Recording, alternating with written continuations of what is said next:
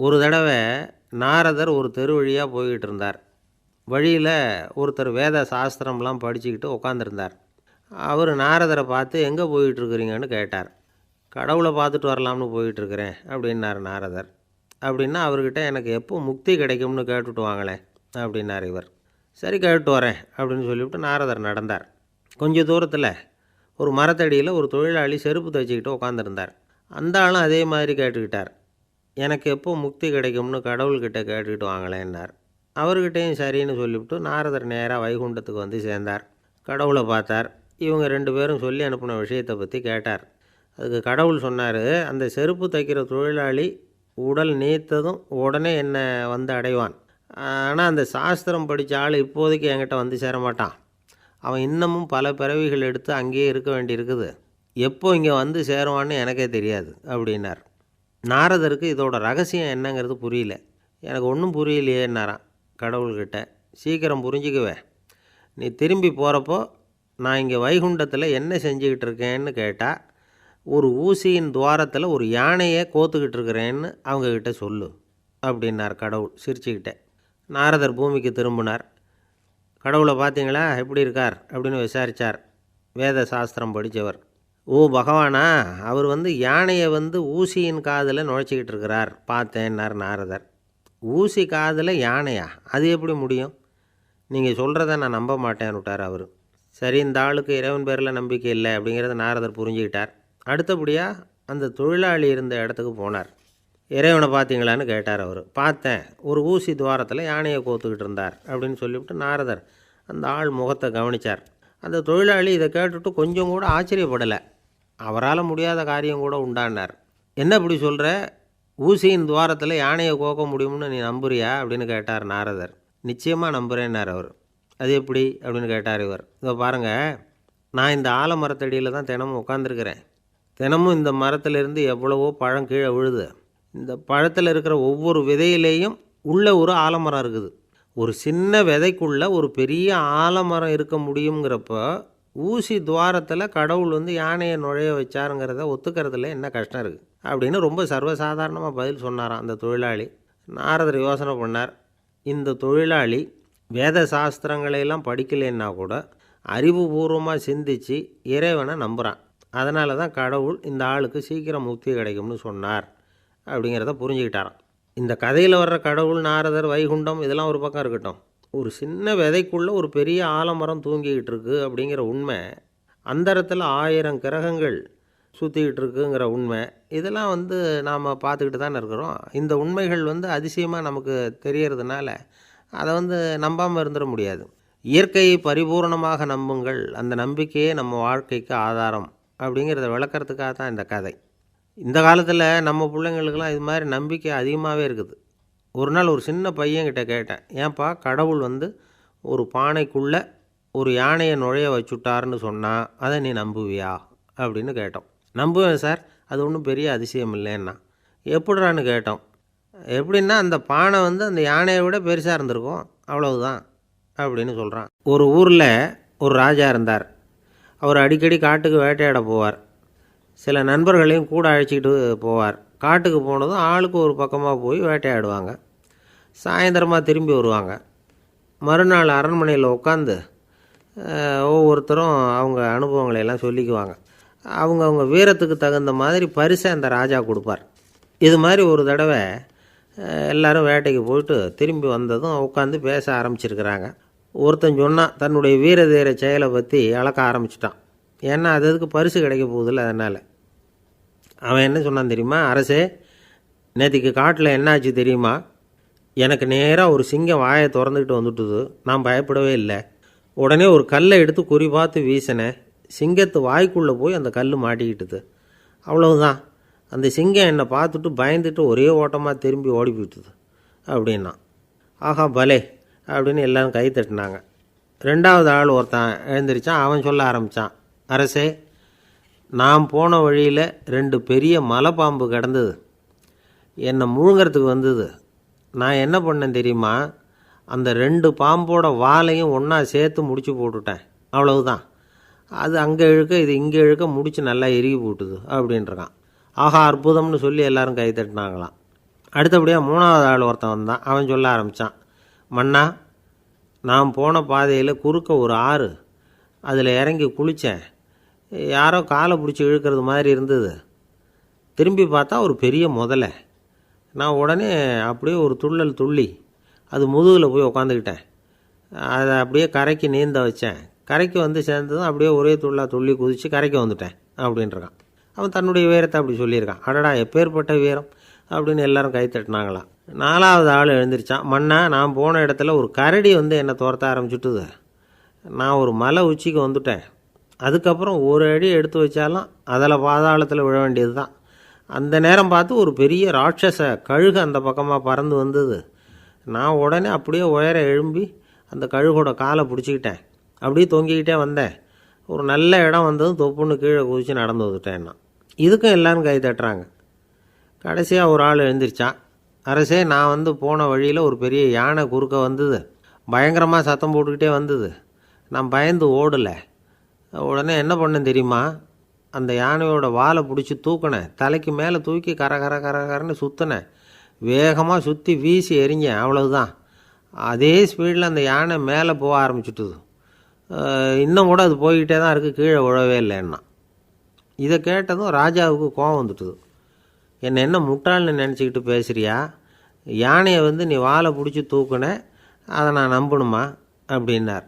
உடனே இவன் பணிவாக பதில் சொன்னான், அரசே, ஒரு சிங்கத்து வாயில் கல் மாட்டிக்கிட்டதை நம்புறீங்க, மலைப்பாம்பு வாலை பிடிச்சி முடிச்சு போட்டதை நம்புறீங்க, முதல்ல முதுகில் சவாரி பண்ணதையும் நம்புறீங்க, கழுகு காலை பிடிச்சிக்கிட்டு பறக்கிறதையும் நம்புறீங்க. அப்படி நம்புகிறப்போ நான் சொன்னதை மட்டும் நம்பக்கூடாதா அப்படின்னு கேட்டானான்.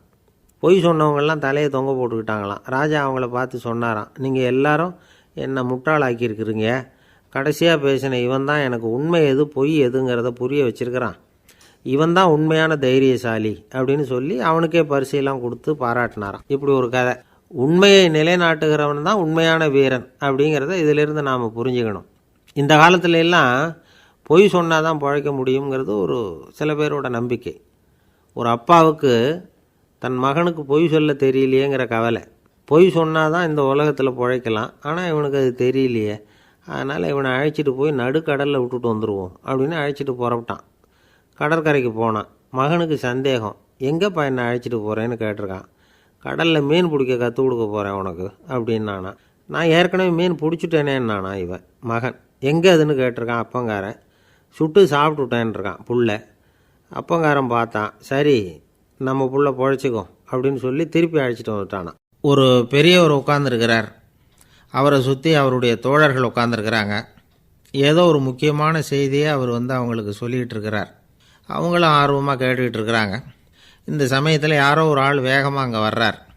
வர்ற வேகத்திலேயே எனக்கு ஏதாவது உதவி செய்யுங்க அப்படின்னு கேட்டுக்கிட்டே வர்றார். கேட்குறது உதவி, ஆனால் குரல் வந்து மிரட்டுறது மாதிரி இருக்குது, அதட்டி கேட்குறது மாதிரி இருக்குது.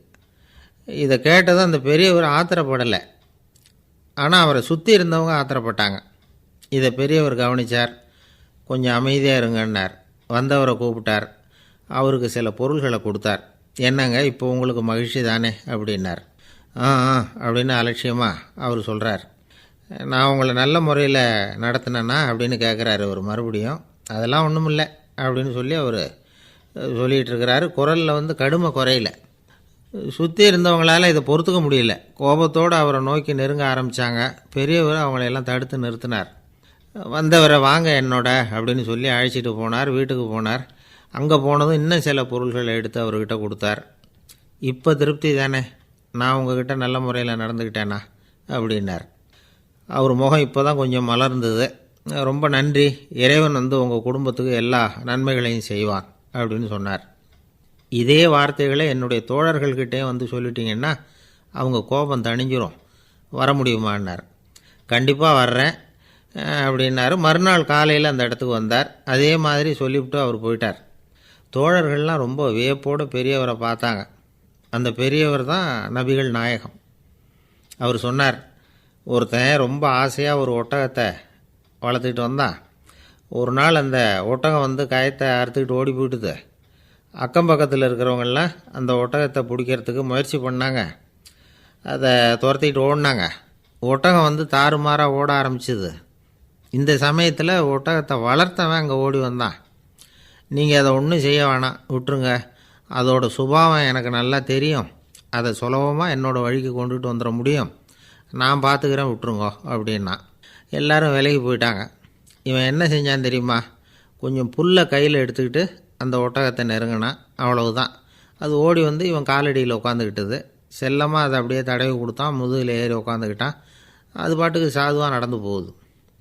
இந்த கதையை நபிகள் நாயகம் தம்முடைய தோழர்களுக்கு சொல்கிறார்.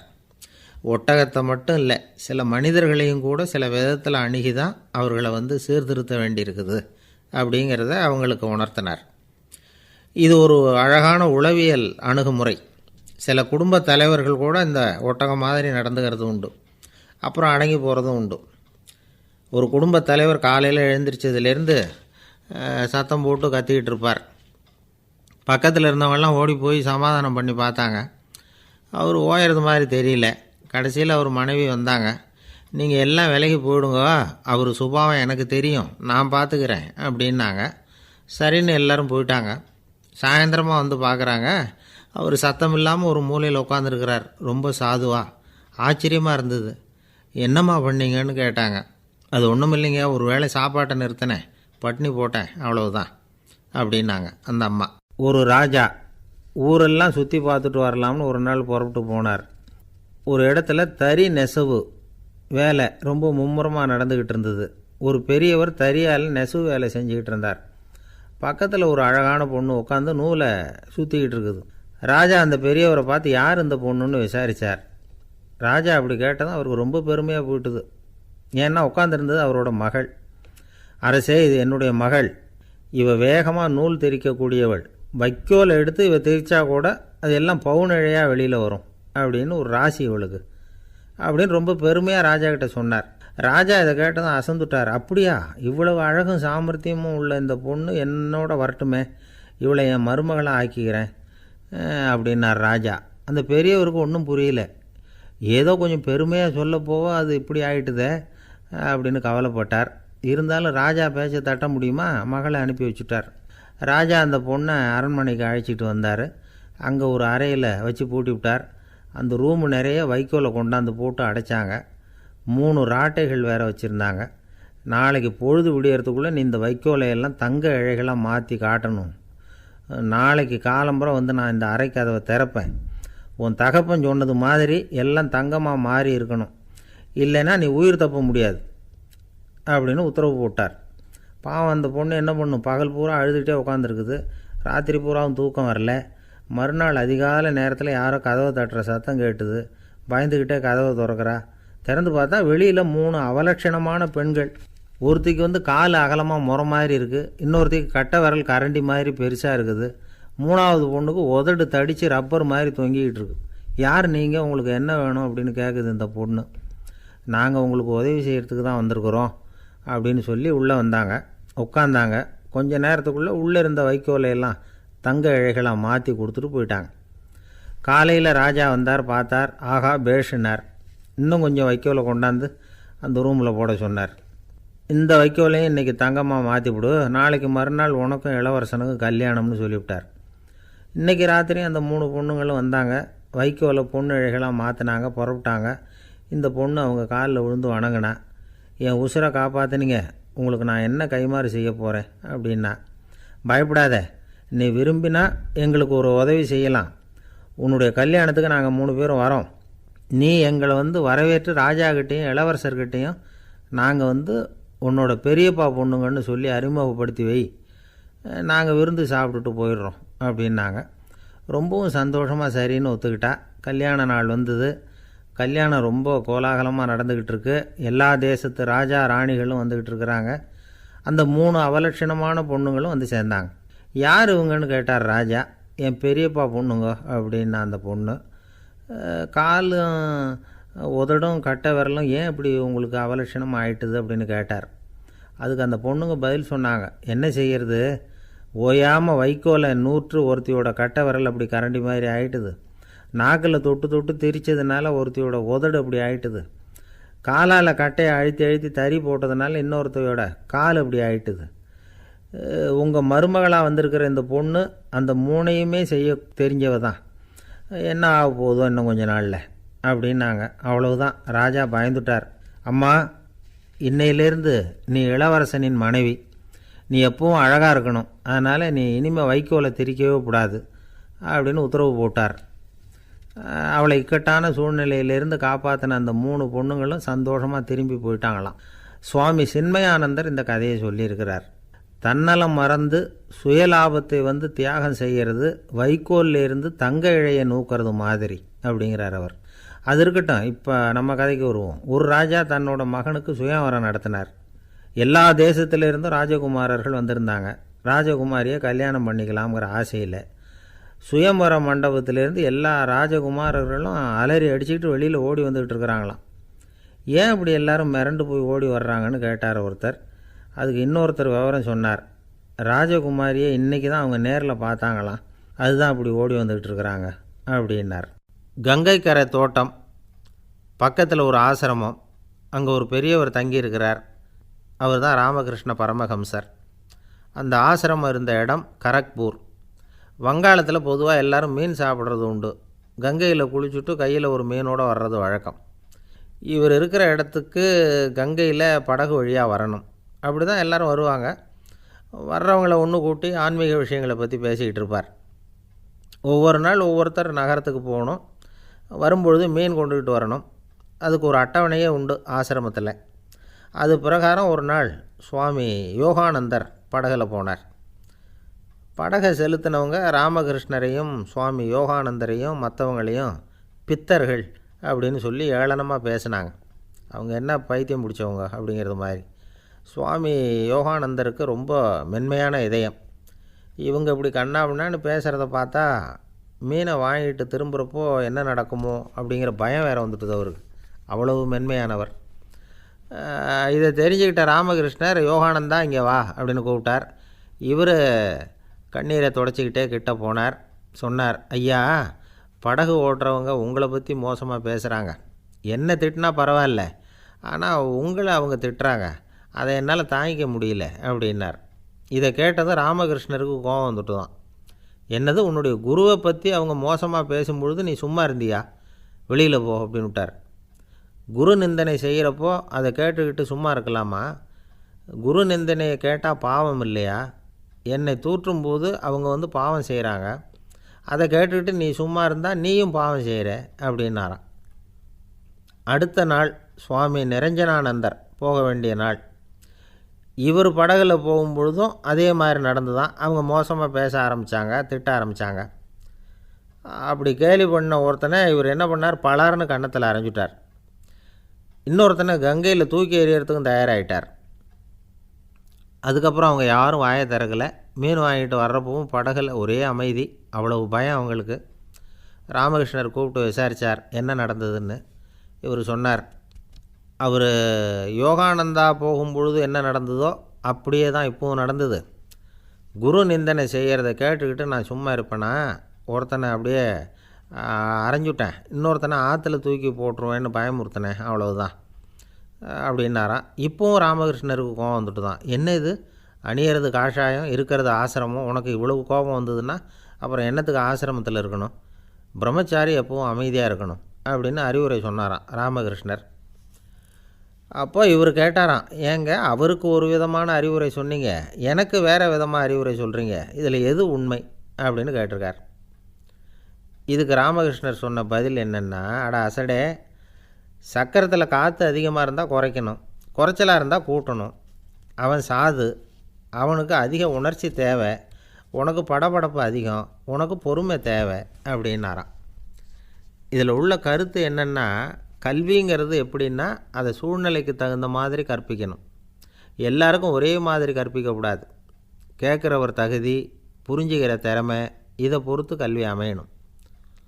ஆரம்ப காலத்தில் ஒரு குரு, அப்போ ஒரு சீடன் இருந்தான். அது வேடிக்கையான குரு, வேடிக்கையான சீடன். ஒரு ஆசிரமம். ஒரு நாள் ஒருத்தன் அவசரமாக அந்த குருவை தேடி வந்திருக்கிறான். என்ன விஷயம்னு விசாரித்தார் குரு.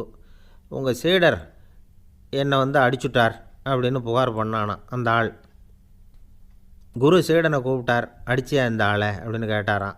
ஆமான் இருக்கான் சீடன். ஏன் அடித்தே அப்படின்னு கேட்டாராம். இந்த ஆள் உங்களை பற்றி மட்டமாக பேசிவிட்டான், என்னால் அதை தாங்கிக்க முடியல, அதனால தான் அடிச்சுட்டேன்ருக்கான். அப்படி என்ன பேசினா அப்படின்னு கேட்டாராம். உன்னுடைய குருநாதர் இப்போல்லாம் அர்த்தமில்லாமல் பேச ஆரம்பிச்சிட்டார் அப்படின்னு சொல்லிவிட்டான், அதனால தான் அடிச்சுட்டேன் அப்படின்னு நானாம். அதுக்காக அடித்தே அப்படின்னாராம். நான் அதுக்காக அடிக்கலை குருவே, இப்போல்லாம் நீங்கள் அர்த்தமில்லாமல் பேசுகிறதாக அவன் சொல்கிறான், அப்படின்னா இது வரைக்கும் நீங்கள் அர்த்தத்தோடு பேசினதாகத்தானே அர்த்தம், அது தப்பு தானே, அதனால தான் அடித்தேன் அப்படின்னு நானாம். ஒரு ஆள் அசையாமல் கிடக்கிறார், அவர் இருக்காரா போயிட்டாராங்கிறத எப்படி முடிவு பண்ணுறோம்? அவர் மூக்குக்கு முன்னாடி புறங்கையை வச்சு பார்க்குறோம், மூச்சு வருதா இல்லையா அப்படிங்கிறத கண்டுபிடிக்கிறதுக்காக. மூச்சுங்கிறது அவ்வளவு முக்கியமான ஒரு விஷயம். சுவாசம் இல்லைன்னா எதுவுமே இல்லை. நம்ம பூமி இருக்க அது கூட சுவாசிக்குதுங்கிறத சோவியத் விஞ்ஞானிகள் கண்டுபிடிச்சிருக்கிறாங்க. பூமிக்கு மேலே இருக்கிற மண் அடுக்கில் காற்றில் உள்ள ஆக்சிஜன் ஆக்சிகரணம் அடையுது அப்படின்னு தான் இது வரைக்கும் எல்லோரும் நம்பிக்கிட்டு இருந்தாங்க. ஆனால் இப்போ என்ன கண்டுபிடிச்சிருக்கிறாங்கன்னா, அந்த ஆக்சிஜன் பூமிக்குள்ளே 1 கிலோமீட்டர் ஆழம் வரைக்கும் ஊடுருவி போகுதான்.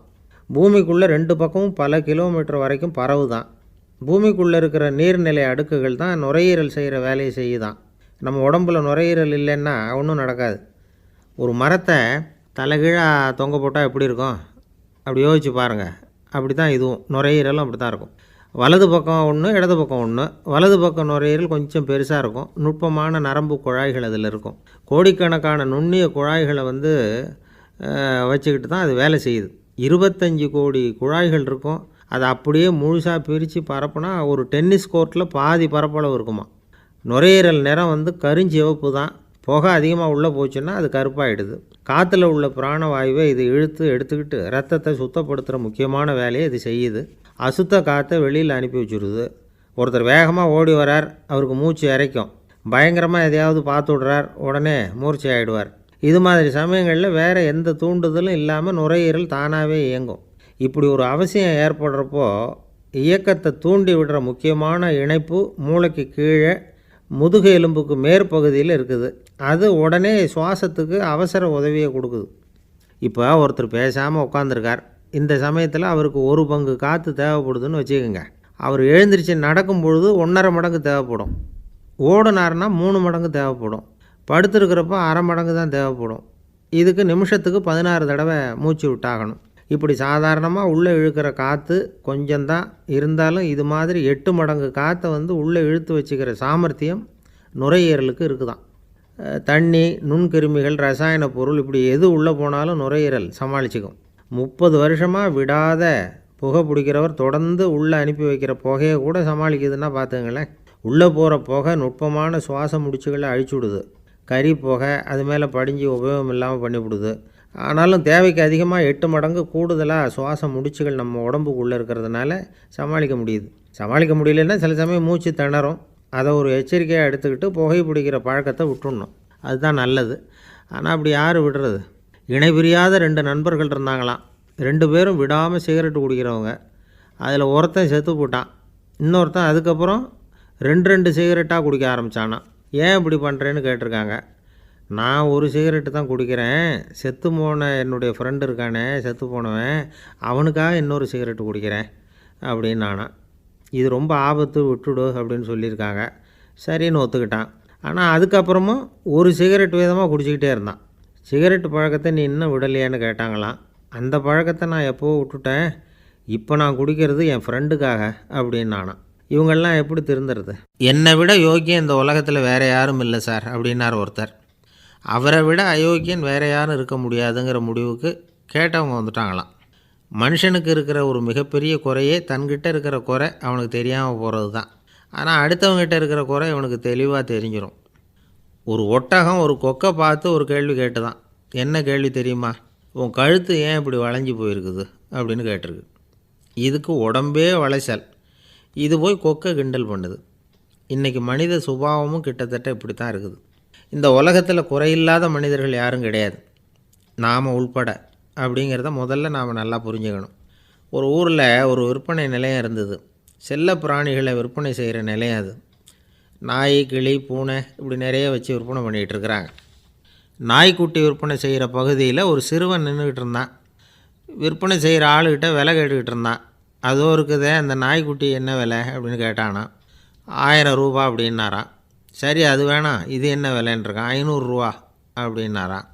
இந்த சின்ன பையன் கையில் வச்சுருந்தது வெறும் 50 ரூபா தான். அதனால் இதை விட குறைச்சலாக கிடைக்குமான்னு பார்த்துருக்கான். அந்த கடையில் ஒரு மூலையில் சரியாக கவனிக்கப்படாமல் ஒரு நாய்க்குட்டி படுத்து கிடந்தது. பாவமாக கத்திக்கிட்டு இருந்தது. அதை பார்த்ததுமே இவனுக்கு அது ரொம்ப பிடிச்சி போச்சு. உடனே அந்த கடைக்காரரை பார்த்து, அதுவும் அந்த மூலையில் படுத்து கிடக்குதே அந்த நாய்க்குட்டி என்ன விலை அப்படின்னு கேட்டிருக்கான். தம்பி, அது ஒரு கால் ஊனம், அதனால் அது உன்னோட குதித்து விளையாடவோ ஓடுறதோ அதால் முடியாத காரியம் அப்படின்ட்டுருக்கார் அவர். அது தெரிஞ்சு தாங்க கேட்குறேன், அதோட விலை என்ன அதை மட்டும் சொல்லுங்களேன் அப்படின்ட்டுருக்கான். தம்பி, இது வந்து கால் ஊனம் உள்ள ஒரு நாய். இதை போய் காசு கொடுத்து வாங்கிறதுக்கு யாராவது பிரியப்படுவாங்களா? இதை நான் உனக்கு இலவசமாகவே தர்றேன், எடுத்துகிட்டு போ அப்படின்னாரான். இதை கேட்டதும் அந்த சிறுவனுக்கு கோபம் வந்துட்டு தான். நீங்கள் ஒன்றும் சும்மா கொடுக்க வேணாம், இந்தாங்க 50 ரூபா, இதை வச்சுக்கிட்டு நாய்க்குட்டியை கொடுங்க அப்படின்ட்டுருக்கான். அவருக்கு ஒன்றும் புரியல, ஆச்சரியமாக இருந்தது. சரின்னு பணத்தை வாங்கிட்டு நாய்க்குட்டியை தூக்கி கொடுத்தார். அந்த சிறுவன் அந்த நாய்க்குட்டியை 2 கையாலையும் வாங்கினா, மார்போடு பிரியமாக சேர்த்து அணைச்சிக்கிட்டான். தெருவில் இறங்கி நடக்கிறான். அப்படி நடக்கும்பொழுது தான் பார்க்குறார், கடைக்காரர் வந்து ஆச்சரியமாக அவனை பார்க்குறார். அப்போ தான் அவருக்கு ஒரு விஷயம் புரியுது. அந்த சிறுவன் தெருவில் நாய்க்குட்டியை மார்போடு அணைச்சிக்கிட்டு விந்தி விந்தி நடந்து போய்கிட்டு இருக்கிறான். ஆமாம், அவனுக்கும் ஒரு கால் ஊனம். இந்த நாய்க்குட்டியை யாருமே வாங்க மாட்டாங்கன்னு நினச்சிக்கிட்டு இருந்தார். குறையுள்ள அதுக்கும் ஒரு எஜமானன் கிடச்சிட்டான். அதனால் ஊனம் ஒரு குறை இல்லை அப்படிங்கிற உண்மையை அந்த கடைக்காரர் புரிஞ்சுக்கிட்டாராம். நம்மால் ஒருத்தர் கொஞ்சம் வயசானவர், எழுந்திரிச்சு சரியாக நடக்க முடியாது, சாய்வு நாற்காலியிலேயே எப்பவும் உட்காந்துருப்பார். அவர் தனக்கு துணையாக ஒரு நாயை பக்கத்தில் வச்சுருந்தார். அதுவும் ரொம்ப வயசான ஒரு நாய், எழுந்திரிக்கவே சிரமப்படும், நடக்கவும் முடியாது. அவர் பக்கத்துலேயே இதுவும் சோர்ந்து போய் படுத்து கிடக்கும். அந்த பெரியவரை பார்க்க வந்த ஒருத்தர் கேட்டார், ஏங்க, ஒரு சின்ன பையனை உங்களுக்கு துணையாக வச்சுக்கப்படாதா? இந்த நாயை உங்களுக்கு பாதுகாப்பாக வச்சுருக்கிறீங்களே, உங்களுக்கு ஒரு ஆபத்துன்னா இது எப்படி உங்களுக்கு உதவ முடியும் அப்படின்னார். அப்போ அவர் சொன்னாராம், எனக்கு ஒரு ஆபத்துன்னா அந்த சமயத்தில் இந்த நாய் என்னை தனியாக விட்டுட்டு ஓடி போயிடாமல் இருக்கணும்ல, அதுக்காக தான் இதை நான் வச்சுருக்கிறேன் அப்படின்னாராம். வங்க நாவலாசிரியர் சரத் சந்திரர் ஒரு நண்பர் அவர்கிட்ட வந்தார். வழக்கமாக எல்லா எழுத்தாளர்கள்கிட்டையும் கேட்குற ஒரு கேள்வியை கேட்டார். நீங்கள் எழுத்துத்துறைக்கு வந்தது எப்படி? இதுதான் கேள்வி. அதை தெரிஞ்சு என்ன பிரயோஜனம்னார் சரத் சந்திரர். சும்மா சொல்லுங்களேன், தெரிஞ்சுக்கிறேன் அப்படின்னார் வந்தவர். சரி சொல்கிறேன்னு ஆரம்பித்தார். நான் வந்து ரங்கூனில் வேலை பார்த்துக்கிட்டு இருந்தேன். சம்பளம் பத்தல, வேலையும் பார்த்துக்கிட்டு ஒரு பலசரக்கு கடை வைக்கலாம்னு நினச்சேன். என்னால் மளிகை கடை வச்சு சரியாக நடத்த முடியுமாங்கிற சந்தேகம் என் மனைவிக்கு. அதை சோதனை பண்ணி பார்க்கணுங்கிறதுக்காக சில பொருள்களின் அளவு, அதோட விலை, இப்படி சிலதை சொல்லி எல்லாத்தையும் மனக்கணக்காக கூட்டி போட சொன்னாங்க. என்னால் சரியாக கூட்டி சொல்ல முடியல. உங்களால் மளிகை கடை நடத்த முடியாதுன்னு சொல்லிவிட்டாங்க. உடனே என்ன பண்ணுறது, வேறு வழி இல்லை, கதை எழுத ஆரம்பிச்சிட்டேன் அப்படின்னார். கேட்டவருக்கு சிரிப்பு வந்துட்டு தான். சரத் சந்திரர் ஒரு பக்கம் சீரியஸான நாவல்கள், சிறுகதைகள் எழுதியிருந்தாலும் அவருடைய இன்னொரு பக்கம் வேறு விதம். நண்பர்கள்கிட்ட பேசும்பொழுதும் சரி, அவர்களுக்கு கடிதங்கள் எழுதும்போதும் சரி, கேலியும் கிண்டலும் நகைச்சுவை உணர்வும் அதிகமாக இருக்கும். காந்திஜி ஒரு சமயம் கல்கத்தாவுக்கு வந்திருந்தார். தேசபக்தர்கள் பல பேர் அவர்கிட்ட பேசிக்கிட்டு இருந்தாங்க. அப்போது சரத் சந்திரரும் அங்கே இருந்தார். கிரண் சங்கர் ராய் அப்படிங்கிறவரும் அங்கே இருந்தார். அவர் சொன்னாராம், காந்திஜியோட பழகிய முதல் வங்காளி நான் தான். போயர் யுத்த காலத்தில் இவர் வந்து லண்டனுக்கு வந்திருந்தப்போ என்கிட்ட தான் வங்காள மொழி கற்றுக்கிட்டார் அப்படின்னாராம். உடனே சரத் சந்திரர் காந்திஜியை பார்த்து, இவர் உங்களுக்கு வங்காள மொழி கற்றுக் கொடுத்தது உண்மைதானா அப்படின்னாராம். ஆமான்னாராம் காந்தி. அதனால தான் உங்களால் வங்காள மொழி கற்றுக்க முடியல அப்படின்னாராம். எல்லாரும் சிரித்தாங்களாம். சரத் சந்திரர் சாம்தாபேர் அப்படிங்கிற கிராமத்தில் தங்கியிருந்தார். ஒரு இலக்கிய நிகழ்ச்சியில் கலந்துக்கிறதுக்காக. அதுக்காக வந்து ஒரு கல்கத்தாவுக்கு போக வேண்டிய சூழ்நிலை. அதுக்காக புறப்பட்டார். அந்த சமயத்தில் பின்னாடி இருந்து யாரோ அவரை கூப்பிட்டாங்க. இப்படி கூப்பிட்டவரை பார்த்து இன்னொருத்தர் யாரோ அதட்டி இருக்கிறாங்க. போகிறவரை ஏன் இப்படி கூப்பிடுறீங்க அப்படின்னு. ஏன் கூப்பிட்டா என்னன்னு கேட்டிருக்கார் சரத் சந்திரர். புறப்படுறவங்கள பின்னாடி இருந்து கூப்பிடுறது அபசகுனம், போகிற இடத்துல ஏதாவது ஆபத்து வரலாம் அப்படின்னு அதுக்கு விளக்கம் கொடுத்துருக்கிறார் அவர். உடனே சரத் சந்திரர் சொன்னாராம், இதோ இவங்க என்னை இலக்கிய கூட்டத்துக்கு அழைச்சிட்டு போகிறாங்களே, இதை விட வேறு என்ன ஆபத்து வந்துட போகுது அப்படின்னாராம். இப்படி சரத்சந்திரருக்கு இயல்பாகவே நகைச்சுவை உணர்வு உண்டு. அவருடைய நண்பர் ஒருத்தர் வீட்டுக்கு கூப்பிட்டுருந்தார். அங்கே ஒரு கச்சேரிக்கு ஏற்பாடு பண்ணியிருந்தாங்க. சரத்சந்திரருக்கு இயல்பாகவே கச்சேரியில் நீண்ட ஆலோசனையெல்லாம் கேட்குறதுக்கு பொறுமை இருக்காது. அதனால் மெதுவாக பாட போகிறவர் எப்படி அப்படின்னு கேட்டிருக்கார். அவருக்கு ரொம்ப நல்லா பாட தெரியும் அப்படின்னு சொல்லியிருக்கிறாங்க. அதுக்கு சரத்சந்திரர், பாட தெரியுங்கிறது சரி, பாட்டை நிறுத்த தெரியுமா அதை சொல்லுங்கள் முதல்ல அப்படின்னாராம்.